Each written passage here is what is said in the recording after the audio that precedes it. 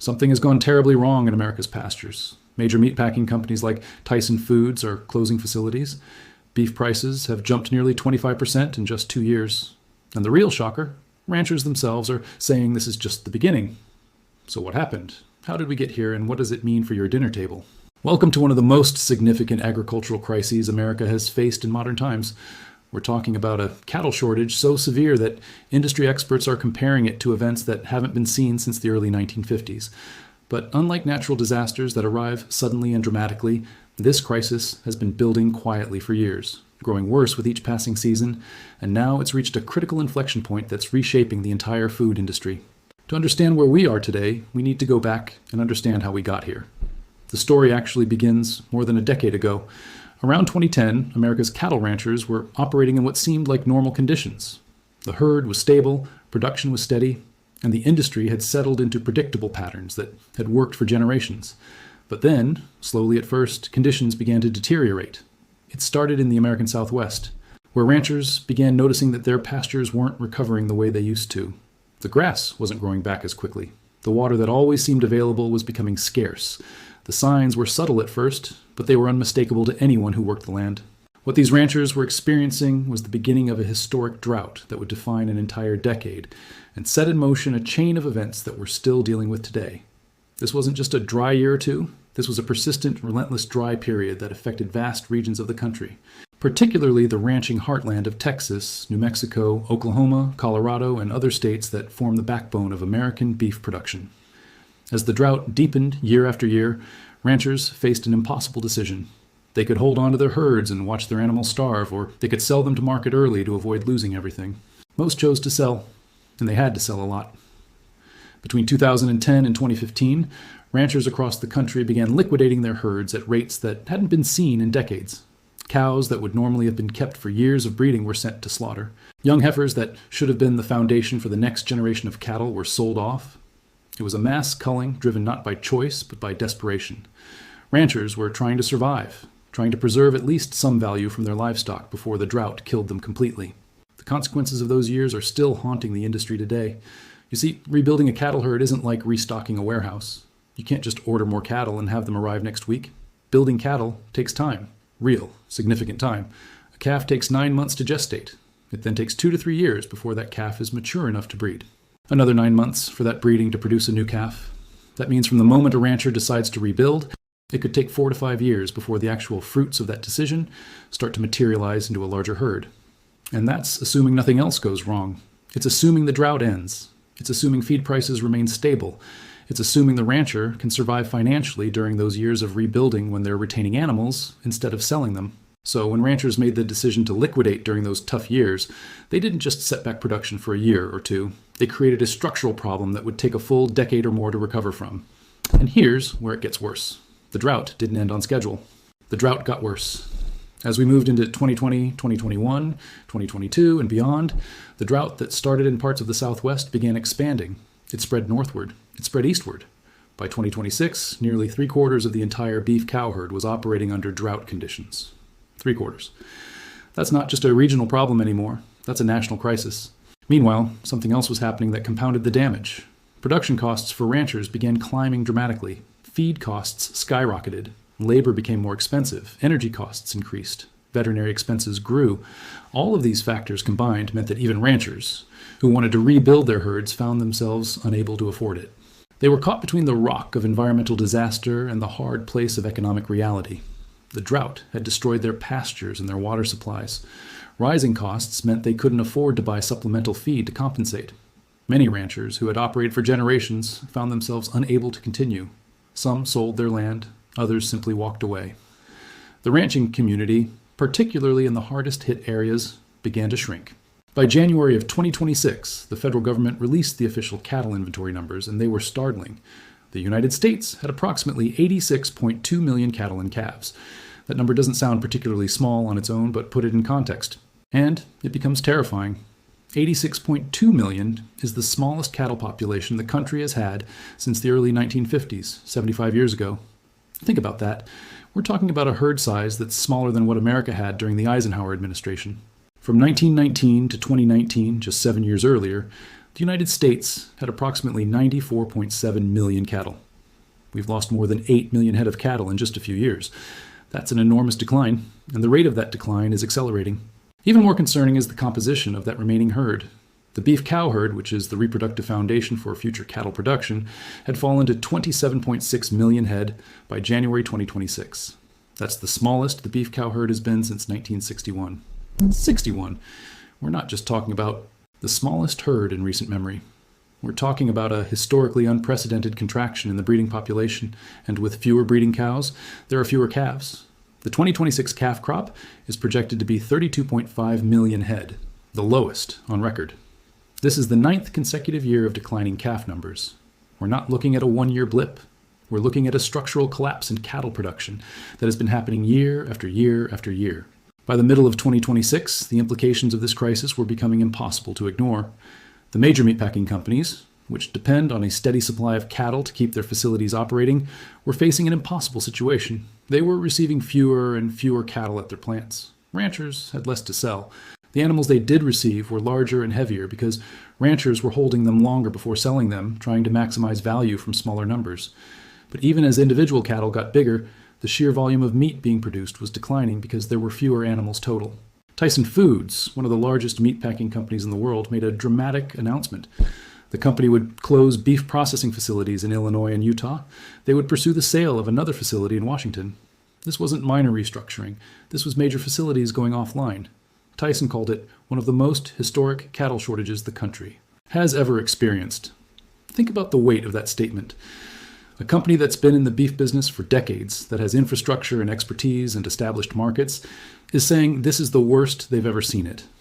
That's not hyperbole from someone trying to make headlines.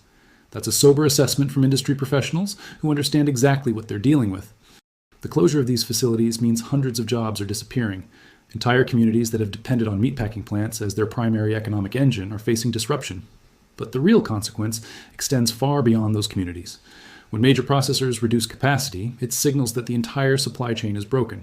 It means the demand for cattle is outpacing supply so severely that even the largest companies in the industry don't believe the situation will improve in the near term.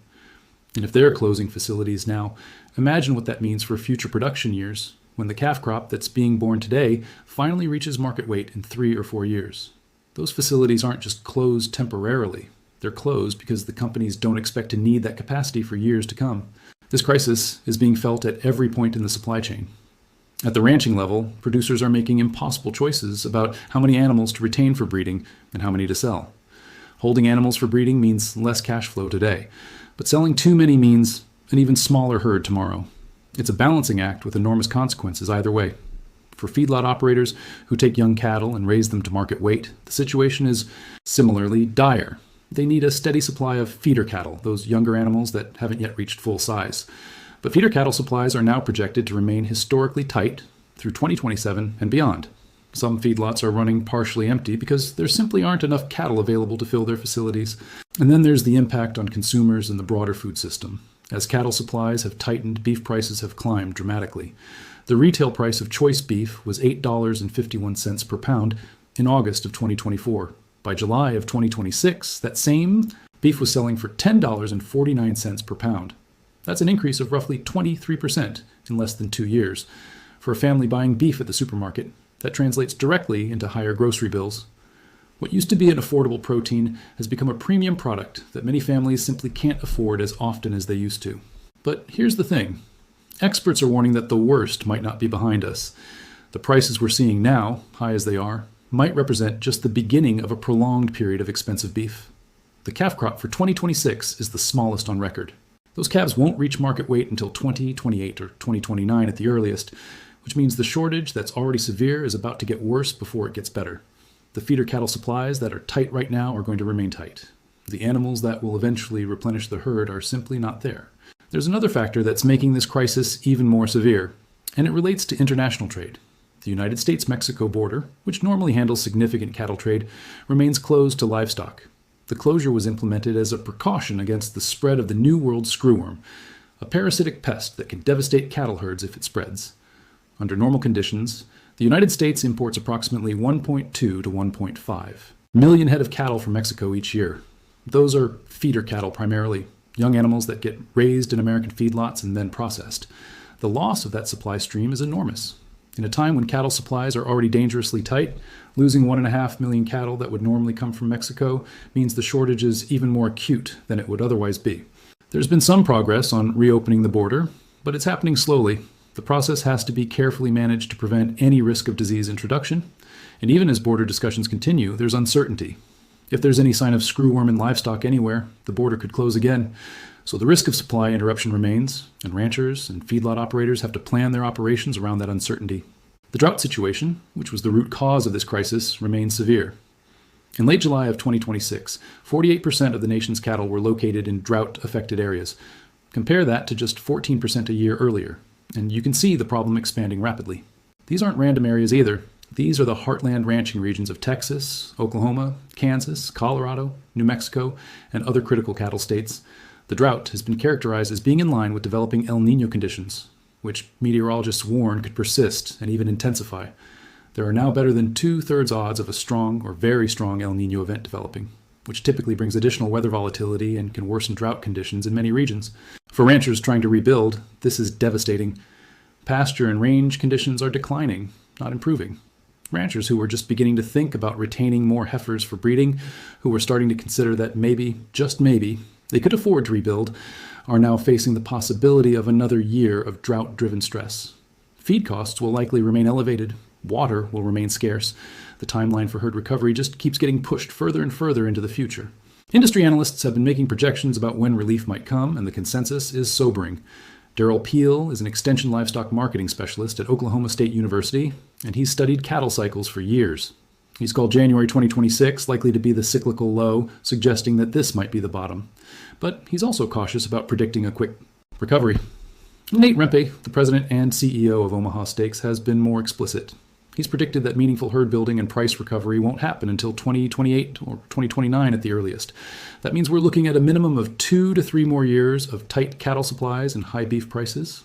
That's a timeline that's difficult for ranchers to absorb, and that's challenging for consumers to accept. Some data is providing glimmers of hope, though it's important to understand how limited that hope is. In July of 2026, the total U.S. cattle inventory ticked up very slightly, increasing by about 200,000 head or less than 1% from a year earlier. This marked the first increase in the July cattle inventory since 2018. That sounds positive, but context matters. The increase was incredibly small. And more importantly, some of that increase came from the dairy side. Milk cow numbers increased by about 200,000 head. The beef cow herd, which is what we really need to rebuild, actually declined by 200,000 head. So the overall stabilization in total numbers masks a continued deterioration in breeding cattle. There were some positive signs on the heifer side. Beef replacement heifers increased 3% in the most recent report, reaching 4.71 million head. This is technically an improvement and suggests that some ranchers are starting to retain more females for breeding rather than sending them all to slaughter. But again, context is essential. An increase of 3% in retained heifers when the total herd is declining by 9 times that amount is not going to turn this situation around quickly. It's barely even slowing the decline. The bigger picture is that ranchers are caught in a trap. They've been forced by economics and drought to liquidate their herds for years. Now, they would like to rebuild. But the economic reality of cattle ranching means that rebuilding is difficult. Holding onto animals for breeding means less immediate cash flow. Feed costs are expensive, especially in drought conditions where supplemental feed is necessary. Veterinary costs are real. Labor costs are rising. Ranchers who want to rebuild are constrained by the simple fact that the profit margins in cattle ranching are thin even in the best of times. After years of above-average prices driven by scarcity, ranchers are hoping for a sustained period of high prices that will give them the cash flow to invest in rebuilding. But high prices have their own consequences. High beef prices affect demand. Consumers start eating less beef, or they look for alternatives, or they simply reduce the frequency with which they purchase beef products. The intersection of these various pressures has created a situation where the timeline for meaningful herd recovery keeps getting pushed further and further away. In 2024, optimists were saying we'd see meaningful rebuilding starting in 2026. Now we're in 2026, and those same optimists are saying 2028 or 2029. If this pattern continues, if unexpected crises occur, if weather continues to deteriorate, if feed costs spike again, that timeline could extend even further. There are some structural changes happening in the industry as well. The closure of meatpacking facilities by Tyson and potentially other companies means that processing capacity is declining. That has long-term implications. It's not just that we have fewer cattle right now, it's that we're reducing the infrastructure to process those cattle when they do become available. Building new processing capacity is expensive and time-consuming. Once a facility closes, bringing it back online requires a business case that might not exist for years. So we're seeing the industry physically shrink, not just in terms of animal numbers, but in terms of infrastructure and capacity. There's also been consolidation and change within the ranching community itself. Some family operations that had survived for generations have closed. Ranchers have sold land or retired from the business. The ranching labor force has aged. Younger people have not entered ranching in large numbers, partly because the economics are so challenging, and partly because ranching is incredibly demanding work with relatively low financial returns compared to other industries. The culture and community of ranching in America is changing, and some of that change is permanent. Even when cattle prices recover and herds rebuild, the ranching industry might not look the same as it did before this crisis. What does all of this mean for the future? Well, experts are clear that we're facing a prolonged period of tight cattle supplies and elevated beef prices. The question is not when prices will drop dramatically back to historical levels. The question is when they'll stop climbing and stabilize at a new, higher normal. For consumers, this means budgeting differently for food. For ranchers, it means difficult decisions about how to rebuild in an environment where the economic fundamentals are challenging. For meatpacking companies, it means operating with reduced capacity and uncertain supply.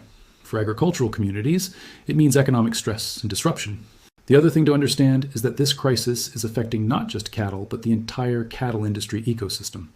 Veterinarians who serve cattle operations are facing reduced demand for their services as herd sizes shrink. Feed suppliers are selling less feed. Equipment manufacturers are selling fewer products. Rural communities that depend on cattle ranching for economic activity are experiencing stress. Schools in rural areas are losing students as families leave ranching. Main streets in small cattle towns are struggling because the economic activity that used to support them is declining. There are some things that could help accelerate recovery. If the border with Mexico reopens fully and stays open, that influx of feeder cattle would provide immediate relief to tight supplies. If drought conditions break and precipitation returns to normal levels, ranchers would be able to reduce supplemental feed costs and would have confidence to invest in rebuilding. If feed prices decline, the economics of retaining animals for breeding become much more favorable. But none of these things are guaranteed. The drought persists. The border situation remains uncertain. Feed costs could spike again if there's any disruption to grain supplies. There's also the question of whether rebuilding will happen at all. Some ranchers have simply left the industry. Their land has been sold for other purposes, to developers or investment companies, or converted to other uses. Even if conditions improve dramatically right now, those operations wouldn't come back because the infrastructure and knowledge and cultural continuity have been lost. Every year that passes with difficult conditions is another opportunity for permanent displacement of ranching operations and loss of agricultural capacity. Looking internationally, other countries around the world have also been dealing with cattle supply challenges, though none as severe as the United States. Beef production is expected to be slightly lower in 2026 compared to 2025, even though individual cattle are being grown to heavier weights. The combination of fewer animals and larger animals is what's keeping production from declining even more dramatically. But production is still down from historical norms, and global beef prices have been affected by the tightness in the American market. This crisis is a reminder of how interconnected the food system is and how vulnerable it can be to disruption.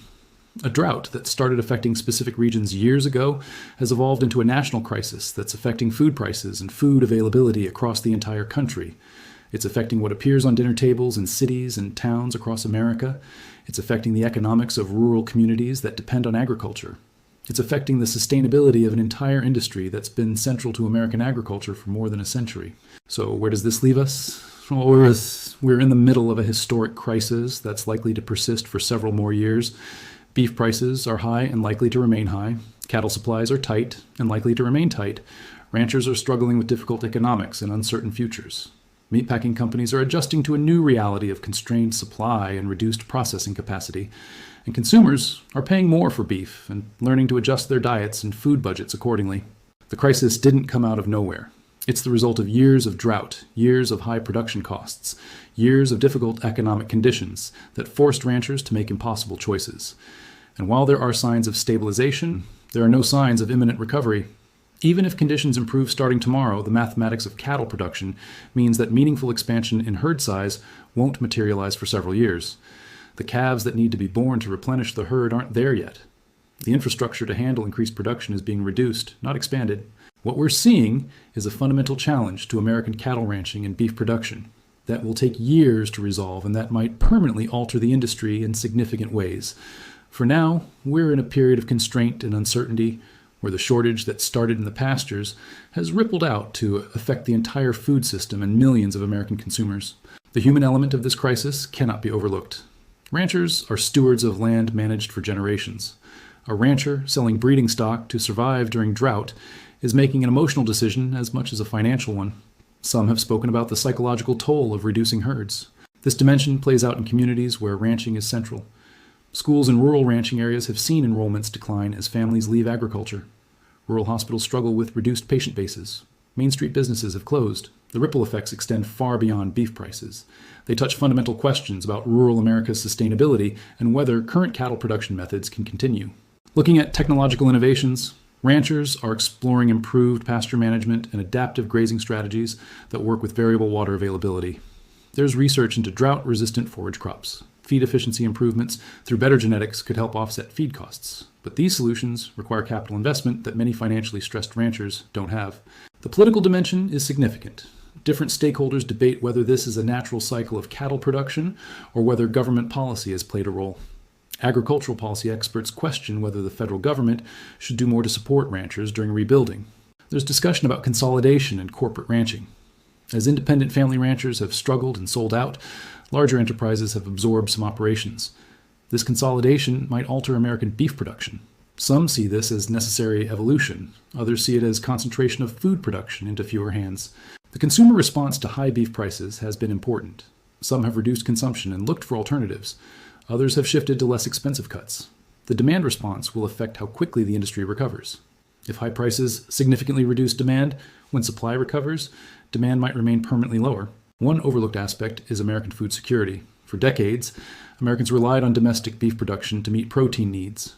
The current shortage means increased reliance on imports. These questions will likely influence policy discussions as the crisis continues. The timeline for recovery remains critical. If drought breaks and conditions normalize, meaningful herd expansion could begin within years. But if drought persists, if feed costs remain elevated, recovery stretches into the decade ahead. What's clear is that the cattle crisis of the 2020s will be remembered as a defining moment for American agriculture. It's when environmental challenges, economic pressures, and structural vulnerabilities converged to create a historic crisis. It affected ranchers, consumers, rural communities, and the entire food industry. The choices made now will shape what American beef production looks like in the coming decades.